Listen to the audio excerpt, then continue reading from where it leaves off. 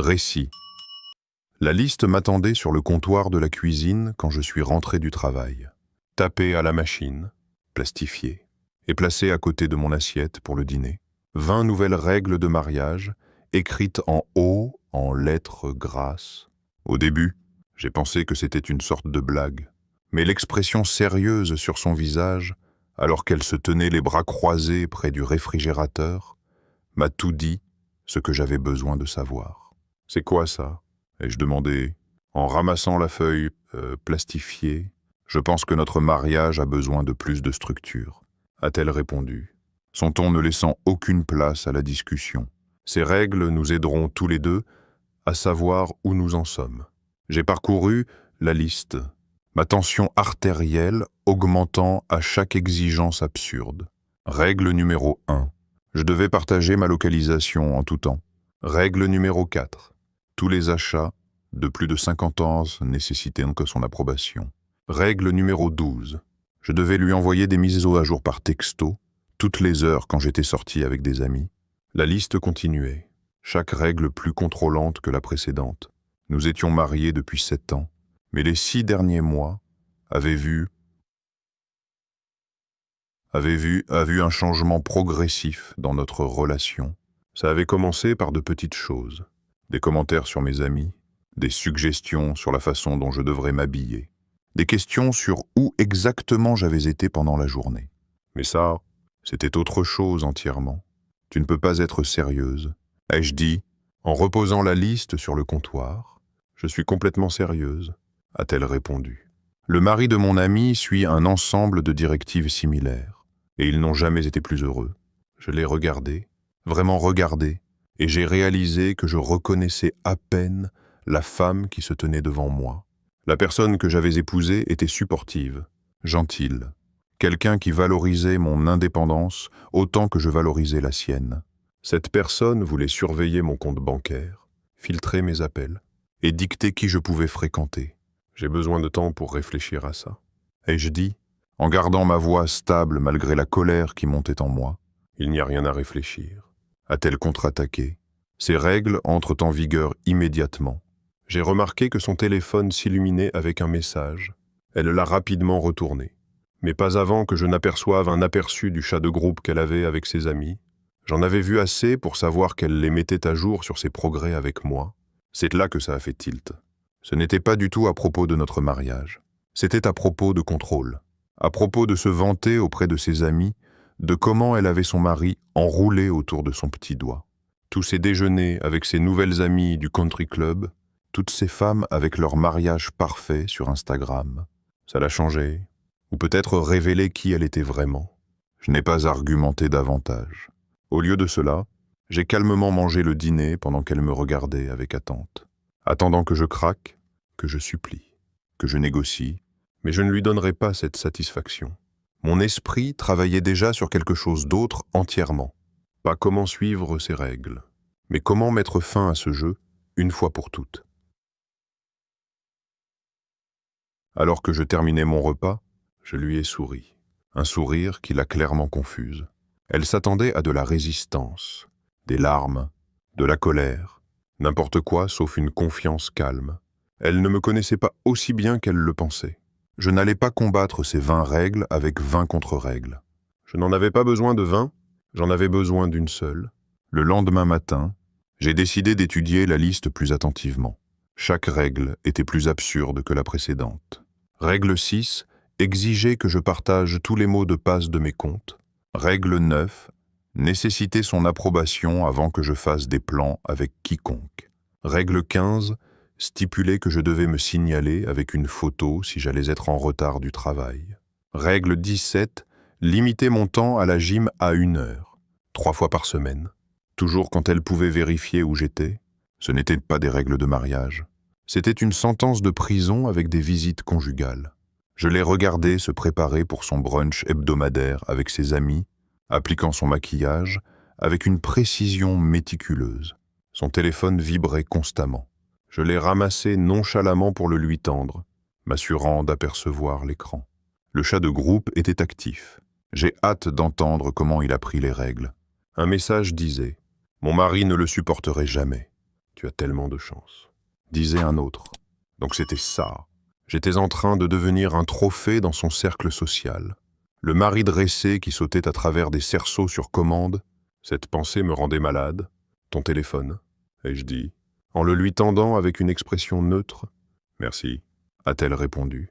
Puis elle a fait une pause, étudiant mon visage. As-tu réfléchi plus à notre nouvel arrangement? Encore en train de digérer, j'ai répondu calmement. 20 règles, c'est beaucoup à assimiler. Elle semblait satisfaite par ma soumission apparente. Tu verras, ça rendra notre mariage plus fort. Après son départ, je me suis assis et j'ai analysé la situation de manière stratégique. Ce n'était pas seulement à propos de contrôle, c'était à propos de la perception publique. Elle voulait montrer à ses amis qu'elle pouvait domestiquer son mari complètement. La question était, quand notre partenariat égalitaire était-il devenu cette lutte de pouvoir? Je me rappelais comment 6 mois auparavant, elle avait commencé à passer du temps avec les épouses de son patron et de ses partenaires d'affaires. Des femmes qui se vantaient de contrôler chaque mouvement de leur mari. Des femmes qui mesuraient leur valeur par à quel point elles pouvaient dicter leur mariage. Ma femme avait toujours été indépendante et respectueuse des limites. Maintenant, elle devenait quelqu'un d'autre entièrement. J'ai décidé de jouer le jeu, temporairement. Ce soir-là, j'ai agi de manière contemplative, mais pas confrontante. Je l'ai laissé croire que je considérais ses exigences. Pendant ce temps, je l'observais de près. Elle envoyait des mises à jour par texto à ses amis tout au long du dîner. Il est en train de venir à bout. J'ai surpris qu'elle tapait. Pas de vraie résistance. Plus facile que je ne le pensais. Le manque de respect décontracté me piquait.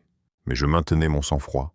Ce n'était pas à propos d'ego, c'était à propos de reconquérir notre relation de l'influence toxique qui l'avait empoisonnée. Au cours des 2 jours suivants, j'ai regardé alors qu'elle commençait à appliquer de petites règles. Elle me rappelait de partager ma localisation. Elle questionnait un achat de $60 que j'avais fait. Elle appelait 2 fois quand j'étais en train de déjeuner avec un collègue. Chaque fois, je répondais avec une résistance minimale, juste assez pour sembler moi-même, mais pas assez pour déclencher une confrontation. Tout ce temps, je formulais ma réponse. Je savais que argumenter contre chaque règle individuelle me noierait dans des négociations sans fin où elle tenait tout le pouvoir. J'avais besoin de quelque chose de plus simple, quelque chose d'élégant, quelque chose qui traverserait toute la mascarade d'un seul coup.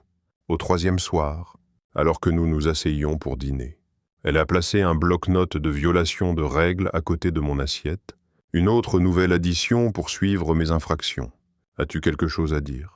a-t-elle demandé, s'attendant clairement à ce que je craque enfin et supplie pour un compromis.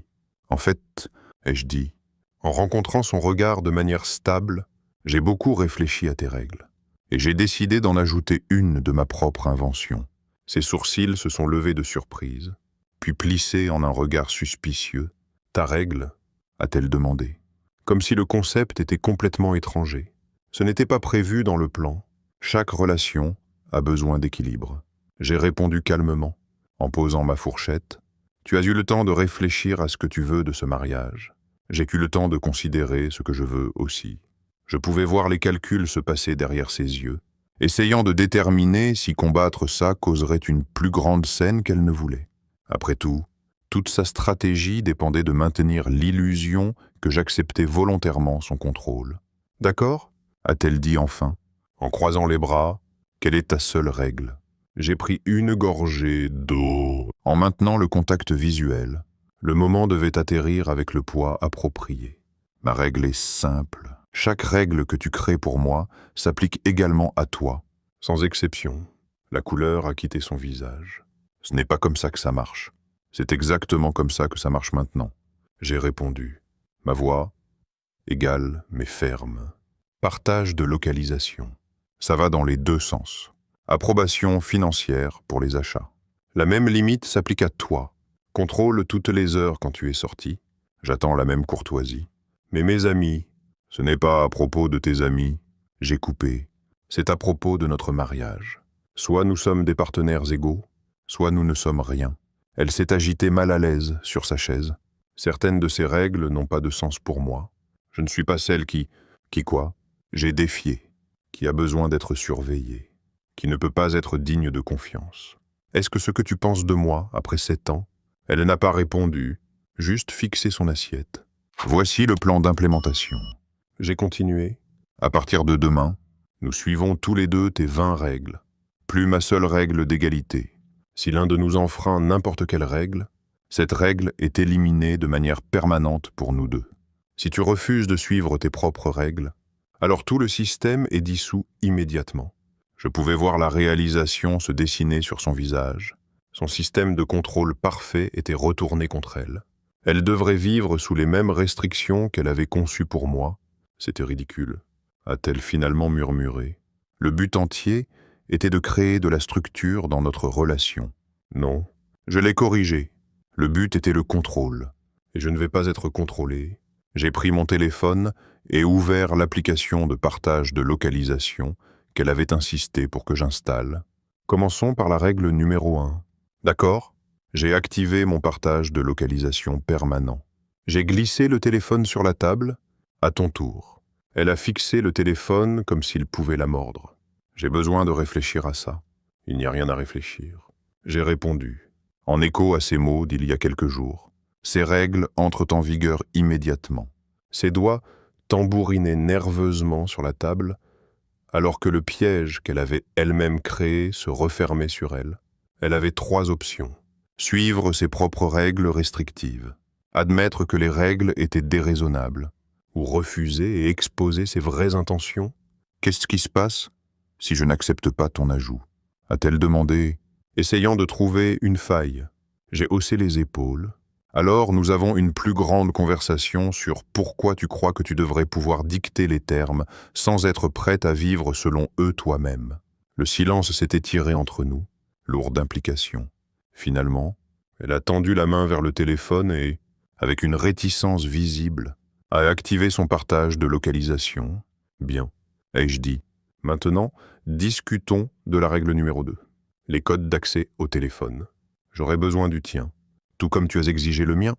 Alors que je regardais sa lutte interne se jouer sur son visage, je savais que le jeu changeait déjà. Ce n'était pas à propos de gagner ou de domination. C'était à propos de rétablir l'équilibre qui avait été perdu. Le moment où elle devait suivre ses propres règles, leur vrai but devenait cristallin. Et c'était exactement ce que je voulais qu'elle voie. Le lendemain matin a apporté l'inévitable confrontation. Elle avait eu le temps de se regrouper, de consulter ses amis, de formuler une contre-attaque. J'étais préparé pour ça. Le moment où elle essaierait de reprendre le contrôle du récit, nous devons parler de ses règles. A-t-elle annoncé pendant que je faisais du café? Je suis d'accord, j'ai répondu calmement. Laquelle te pose problème en premier? Les contrôles toutes les heures, les limites de dépenses, le processus d'approbation des réseaux sociaux. Sa mâchoire s'est serrée. Ce n'est pas ce que j'avais prévu. Tu déformes le but. Est-ce que je le fais? Je me suis appuyé contre le comptoir. Soyons honnêtes, ces règles n'ont pas été créées pour renforcer notre mariage. Elles ont été créées pour que tu puisses dire à tes amis à quel point tu as bien dressé ton mari. Son visage s'est empourpré de colère et de reconnaissance. J'avais touché un nerf. Ce n'est pas vrai, a-t-elle protesté. Mais sa voix manquait de conviction. Je voulais juste plus de structure. La structure aurait été une conversation entre partenaires égaux. J'ai interrompu. Ce que tu as créé était un jeu de pouvoir. Et maintenant tu es contrarié, parce que je ne vais pas simplement me rendre. Elle a changé de tactique. Tu es enfantin. Cette approche de donnant-donnant n'est pas constructive. Alors soyons constructifs, ai-je suggéré. Dis-moi quelles règles tu trouves déraisonnables à suivre toi-même, et nous les éliminerons pour nous deux. Elle a hésité, prise dans sa propre contradiction. Admettre que n'importe quelle règle était déraisonnable saperait toute sa position. Pourtant, elle n'était clairement pas prête à vivre sous les mêmes restrictions qu'elle avait conçues pour moi. Ce n'est pas une négociation, a-t-elle finalement dit, essayant de réaffirmer le contrôle. Tu as raison. J'ai acquiescé. Ce n'est pas... Soit les règles s'appliquent également, soit elles n'existent pas. C'était ma limite. Et elle est non. Elle est non négociable. Son téléphone a bipé avec un message. J'ai haussé un sourcil. Selon la règle 16, tous les messages doivent être lus à voix haute à ton conjoint. De qui est-ce? Elle a serré son téléphone plus fort. C'est ridicule. C'est ta règle, je lui ai rappelé. Est-ce du chat de groupe? Attendent-elles d'entendre à quel point tu as réussi à implémenter ton système de contrôle? L'expression sur son visage a confirmé mes soupçons. Elles attendaient en effet des mises à jour sur sa victoire domestique. Qu'est-ce que tu leur dis exactement sur moi? Ai-je demandé, mon ton se durcissant. Riez-vous ensemble de à quel point je suis compliant? Compétez-vous pour voir qui a le mari le plus obéissant? Ce n'est pas comme ça. A-t-elle protesté, mais faiblement. Montre-moi le chat, ai-je dit. Pas une requête, une exigence. Pendant un moment, j'ai pensé qu'elle pourrait refuser. Puis, à contre-cœur, elle m'a tendu son téléphone. J'ai défilé à travers les messages. Mes soupçons confirmés à chaque glissement. Le groupe, 6 femmes incluant ma femme, comparait en effet des notes sur leur mari, les classant sur la soumission, partageant des tactiques de contrôle. Félicitations, ai-je dit, en lui rendant son téléphone. Tu gagnes la compétition pour le mari le plus contrôlé. Malheureusement pour toi, je me retire du concours. Qu'est-ce que ça veut dire? A-t-elle demandé, la voix petite maintenant. Ça veut dire que je ne joue pas à ce jeu. Je ne vais pas être le sujet de ton expérience de pouvoir ou le punchline dans ton groupe de chat. J'ai épousé une partenaire, pas une gardienne. J'ai tendu la main vers la feuille de règles plastifiée, encore affichée en évidence sur le réfrigérateur, et l'ai descendue. Donc, voilà ce qui se passe maintenant, ai-je dit. Soit nous suivons chaque règle également, en commençant par toi qui partages tes messages de chat de groupe en temps réel. Soit nous déchirons tout ce système et avons une vraie conversation sur notre mariage. Ses yeux se sont posés sur la fiche de règles dans mes mains, puis de retour sur mon visage, cherchant une faiblesse, une ouverture pour réaffirmer le contrôle. Elle n'en a trouvé aucune. Tu ne comprendrais pas, a-t-elle essayé, les autres épouses. Je me fiche des autres épouses. Je l'ai coupé. Je me soucie de nous. Et en ce moment, il n'y a pas de nous. Il y a juste toi, donnant des ordres. Et le mari que tu penses pouvoir contrôler. J'ai placé la fiche de règles sur le comptoir entre nous. À ton tour. Sa stratégie a changé au cours des jours suivants, passant par chaque tactique de manipulation dans son arsenal. D'abord la colère. Des accusations que j'étais déraisonnable, que je ne lui faisais pas confiance, que je surréagissais. Quand ça échoue à me bouger, elle est passée aux larmes, sanglotant sur comment elle voulait juste se sentir en sécurité dans notre mariage. Je suis resté impassible. La sécurité ne vient pas du contrôle. Je lui ai dit alors qu'elle essuyait ses yeux. Elle vient du respect mutuel. Quand les appels émotionnels ont échoué, elle a tenté de recruter des alliés. Sa mère a appelé, inquiète sur des problèmes au paradis. Un ami commun a tendu la main pour suggérer que j'étais trop dur. J'ai reconnu ses interventions pour ce qu'elles étaient. Des extensions de sa tentative de me presser à me soumettre. À chaque médiateur potentiel, ma réponse était la même. C'est entre ma femme et moi. Mais dis-moi, a-t-elle mentionné les 20 règles qu'elle a créées, ou juste ma seule? Le silence qui suivait était révélateur à chaque fois. Au jour 5, elle a tenté une nouvelle approche, une conformité sélective. Elle a accepté de suivre certaines règles tout en argumentant que d'autres ne devraient pas s'appliquer à elle. Je n'ai pas besoin de limite de dépenses, a-t-elle insisté. Je suis meilleur avec l'argent que toi. Ce n'est pas ce que montrent nos relevés de carte de crédit. J'ai répondu calmement. Mais si la règle est si juste, Jid, nous pouvons l'éliminer entièrement. Pour nous deux. Ce n'était pas non plus ce qu'elle voulait. Chaque concession sapait la structure de contrôle qu'elle avait conçue. Comme prévu, vivre sous ses propres règles s'avérait rapidement intolérable. Le point de rupture est arrivé au jour 7. Elle était allée faire du shopping avec des amis du club des créatrices de règles, sans envoyer les mises à jour toutes les heures que son propre système exigeait. Quand elle est rentrée à la maison, chargée de sacs, j'attendais. Ça fait 7 violations de règles en un après-midi. Ai-je noté, en défilant sur mon téléphone, pas de mise à jour de localisation, pas de contrôle toutes les heures, pas d'approbation de dépenses, pas de vérification d'activité sociale. J'étais occupé. A-t-elle claqué? Tu sais avec qui j'étais? Cette excuse ne marcherait pas pour moi sous ton système. Ai-je fait remarquer? Donc elle ne marche pas pour toi non plus. Elle a laissé tomber les sacs près de la porte. « Qu'est-ce que tu veux de moi ? Admettre que ça ne marche pas. D'accord, ça ne marche pas. C'est du progrès, ai-je reconnu. Mais je veux plus que ça. Je veux que tu comprennes pourquoi ça ne marche pas. Ces règles n'ont jamais été à propos de renforcer notre mariage. Elles étaient à propos de contrôle et d'impressionner tes amis. Ce n'est pas juste, a-t-elle protesté, mais faiblement. Soyons honnêtes pour une fois. J'ai insisté. Aurais-tu créé ces règles si tu n'essayais pas de rivaliser avec tes amis, si elles ne comparaient pas des notes sur comment contrôler leur mari? Son silence était une réponse suffisante. Voici ce qui me dérange le plus. J'ai continué.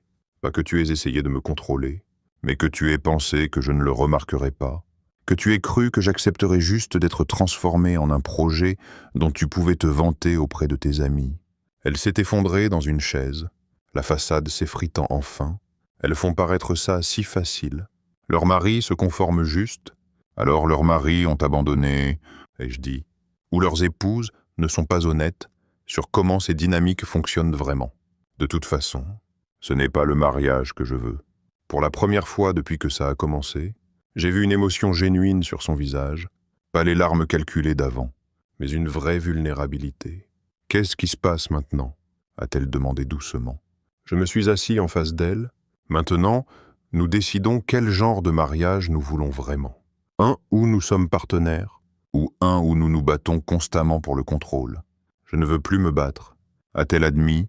Moi non plus. Ai-je acquiescé? Mais je ne serai pas contrôlé. Pas par toi. Pas par quiconque. Elle a hoché la tête lentement. Et en cet instant, je savais qu'un changement fondamental s'était produit. Le jeu de pouvoir se terminait. Pas parce que j'avais gagné, mais parce que j'avais refusé de jouer selon ses termes.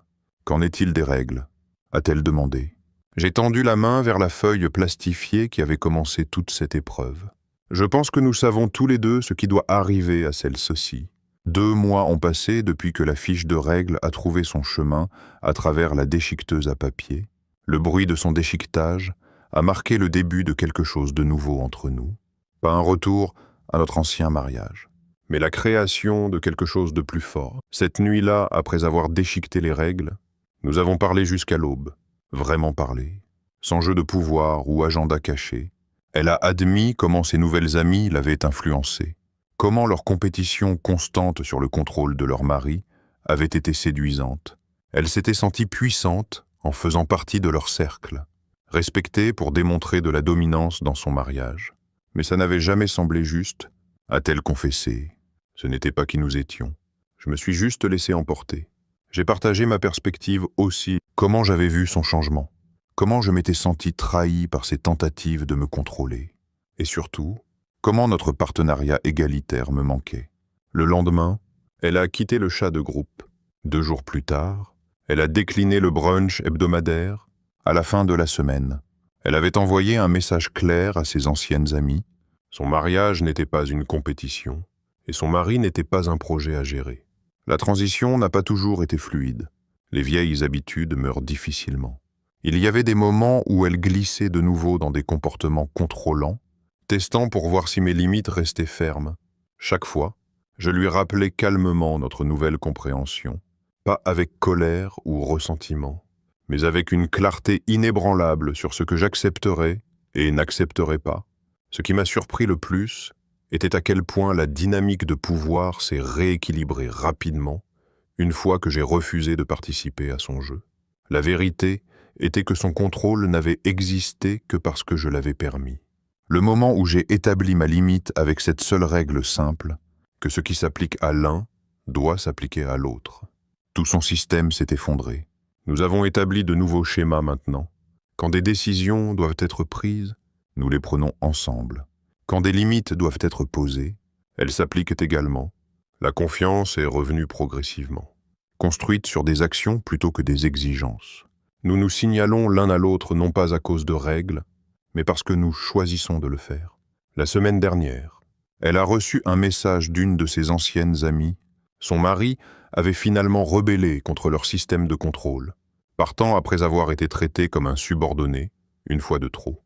Maintenant, elle voulait des conseils sur comment le remettre en ligne. La réponse de ma femme était simple. Je n'ai plus cette réponse. Ce qui a marché pour nous était de nous traiter comme des égaux.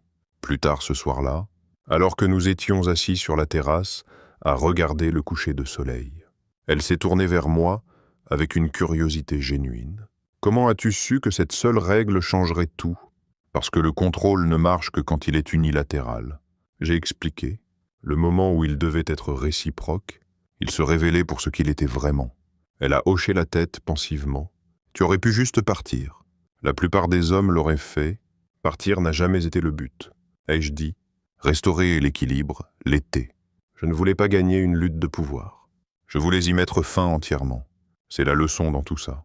Dans les relations, la personne avec le plus de pouvoir n'est pas celle qui peut imposer le plus de règles ou contrôler le plus de résultats. Le vrai pouvoir réside dans la connaissance de tes limites et la force de les faire respecter avec clarté plutôt que chaos. Je n'avais pas besoin de 20 règles pour contrer ces 20 règles. Je n'avais pas besoin de menaces ou d'ultimatums ou de manipulations émotionnelles. J'avais juste besoin d'un principe appliqué de manière consistante. Ce qui est bon pour l'un doit être bon pour l'autre. À la fin, cette seule limite a accompli ce qu'aucune quantité d'arguments n'aurait pu. Elle a transformé notre mariage d'une lutte de pouvoir en un partenariat, pas par force ou domination, mais en refusant simplement de participer à un jeu qui était truqué dès le départ. Certains pourraient appeler ça se défendre. Je l'appelle défendre, nous, pour la relation que nous méritons tous les deux, plutôt que le concours qu'elle avait été pressée de gagner